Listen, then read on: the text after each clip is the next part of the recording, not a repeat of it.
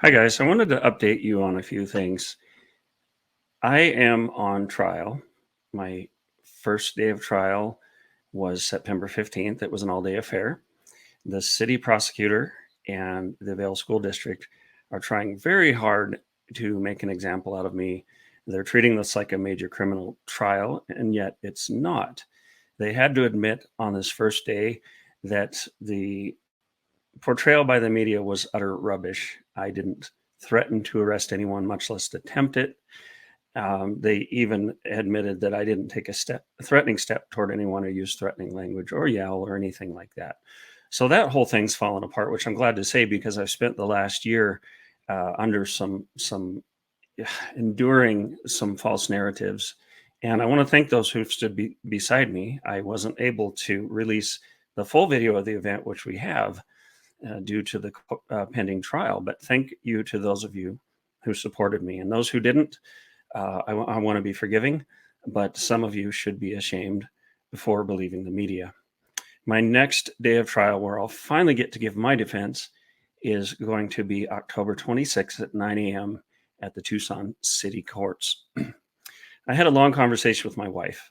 We've had 2.5 years of a very hard fight, really starting just before I was arrested September 15th, 2020, falsely arrested, I might add. That was dismissed. But this started a chain of persecution by Pima County, by the city, by others, and even by the FBI. Yes, I have been watched and monitored by the FBI. They've been in my business before. So their intent now is to intimidate me, to shut me up, so that I won't share how these policies enforced by the school districts, which, by the way, they were paid for to uphold, led to youth suicides.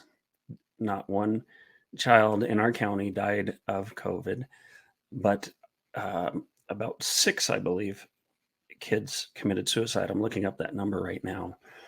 So we had this decision, and some people said, man, you should move away. You're up against great odds.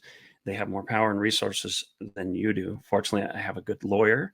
If you'd like to contribute to our legal fund, go to linktapgo.com/Kelly right below here, right there.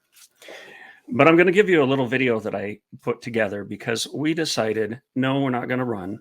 We have too many people to stand up for. We have our nation's values to uphold. So I have contacted several media outlets, and we're going to give the true story of what happened last September 2nd. And we're also going to reveal,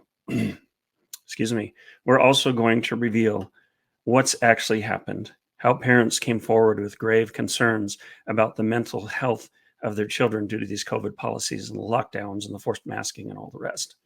We're going to reveal that. And there are going to be some nationwide articles, documentaries, and people are going to be held accountable. It's so important.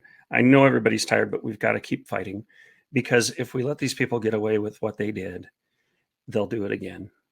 So let me just play this short video with you, and then I'll have a couple comments at the end.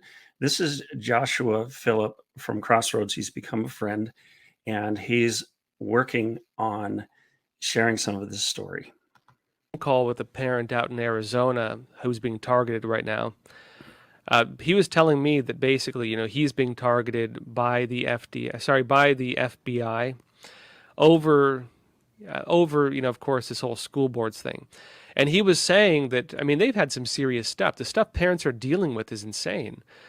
Parents are dealing with not only the transgender movement being pushed on their kids to the extent that the schools are even trying to hide information from parents, giving instructions to children as they tell children that they can make life-altering decisions such as chemically castrating themselves or physically castrating themselves, irreversible processes, things that will force them to conduct regular medical procedures on themselves for the rest of their lives while not being properly told what that actually means and the consequences of it, and while being told to not tell your parents they're being told this stuff. So you can see here that Josh has already mentioned his conversation with me. Yes, that was me. And yes, it did come up in court that the FBI has been watching little old me. I'm not dangerous at all. I have no history of violence. I have no criminal record. And yet, you know how they have portrayed school parents as supposed domestic terrorists. What they've done is they haven't just ignored the complaints of the parents, they have demonized parents. They have made us out to be the enemy. And they try to give this front of, we're just reasonable, we've been protecting the children. If we save one child by quarantining, keeping them home, shunning those who can't or won't wear a mask, then it's just out of the goodness of our hearts. But they've ignored the real epidemic, which has been mental health crisis, suicide, the effects of the lockdowns, the quarantines. They all have been devastating. And it's not just education when kids were doing online learning. It's been isolation from their peers, and it's really been creating a two-class society of kids who wear masks and those who don't. So we're going to unfold more of that. I'm going to reveal more of that. The Epoch Times is going to be covering this as well, along with some influencers who have shows. You saw one of them there, Will Johnson.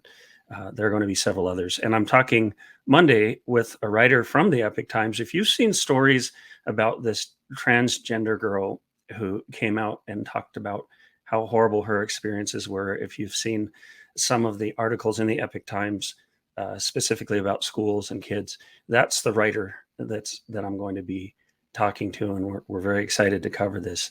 So we decided to stand up and fight. I hope you'll support us. I hope you'll join us. I would like to pack this courtroom on October 26th at 9 a.m. And I want to tell you something. They cannot break me. They can't shut me up. They can do everything they want. But I already made the commitment to give my business, if necessary, my life, hopefully not, because I have a big family that counts on me, but to give everything for my country. So if they think a little trial and a handful of misdemeanors are going to stop me, they're sadly mistaken.